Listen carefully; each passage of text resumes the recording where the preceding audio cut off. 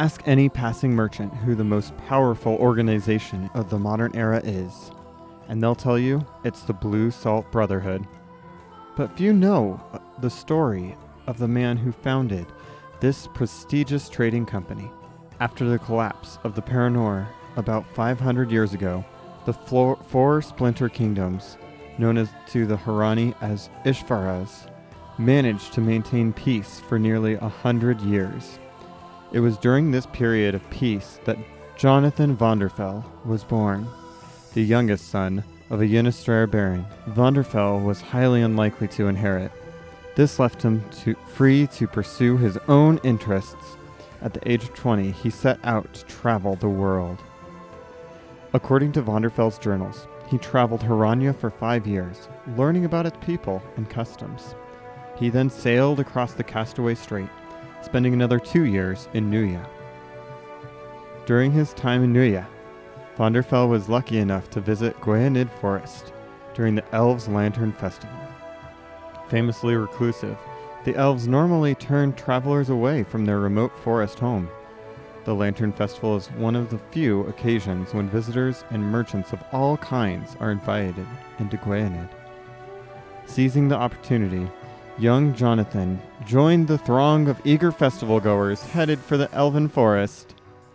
Having spent most of his life in Harania, Jonathan was unfamiliar with the elves. Their appearance and culture was new and exotic to him, and he drank it in eagerly. But nothing in Gwynedd enchanted him more than a mysterious elven woman named Elistine. His journal entry on that day he first met her describes her as a proud and arrogant beauty. It is clear in his later entries that he quickly became completely infatuated.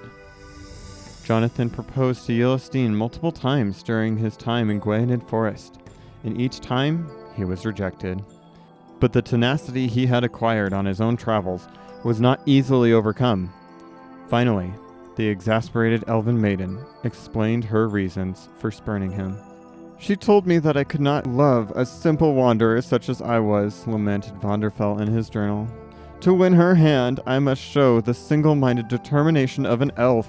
I must become a man of power and influence, and return to her when all the world knows my name."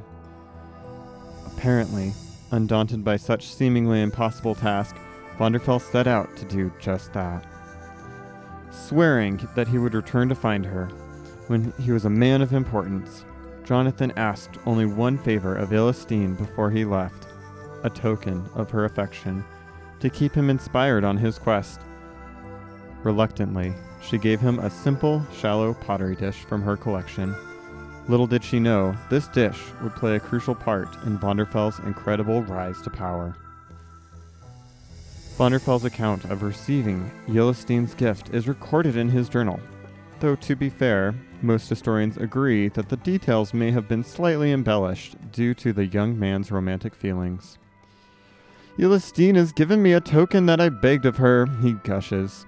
"A beautiful piece of pottery which I believe she has made just for me. It bears a carving of a great tree, like that which overhangs Memoria Lake. And on the evening she presented her gift, 1,000 glowing lanterns hung around us, as if the stars themselves were rejoicing in our love." Vonderfell then returned to Unistrair to make his fortune. Upon reaching Unistrair, Jonathan filled Elistine's pottery with seawater and placed it on his mantle, swearing that he would become a rich and powerful man by the time the water had evaporated. Unsurprisingly, however, the young man's experience as a wandering tourist was not conducive to building an empire. In spite of multiple loans from his wealthy father, he managed only a meager success. Undeterred, Vonderfell continued to replenish the seawater in Elistine's pottery as it evaporated. 3 years later, Vonderfell returned from his latest failed business venture to find the water in the pottery had completely evaporated.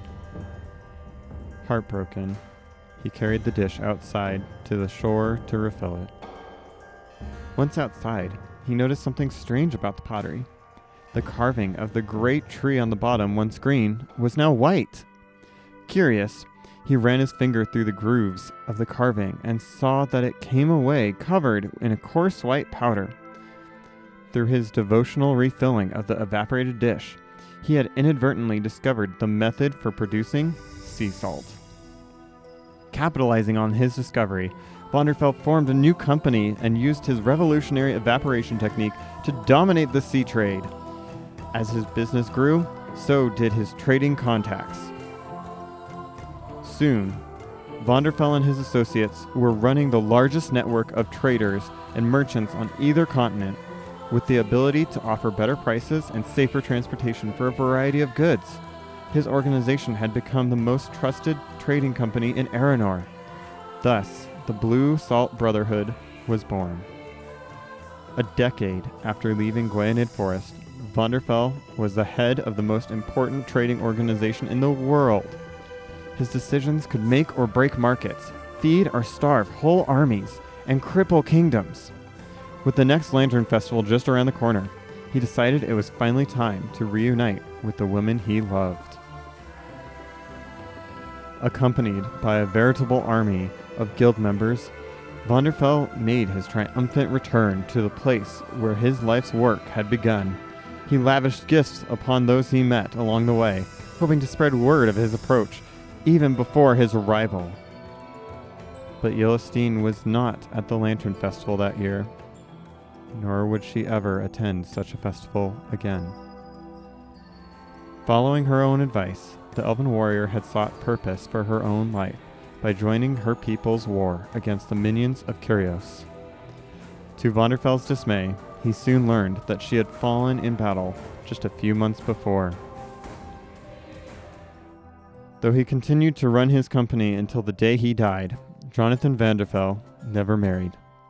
Upon his death, the Blue Salt Brotherhood elected a new leader, following the rules Vonderfell himself had set forth.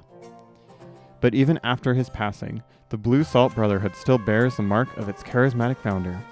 Each year, guild members from all over the world make their pilgrimage to the Lantern Festival to reunite with old friends and contacts.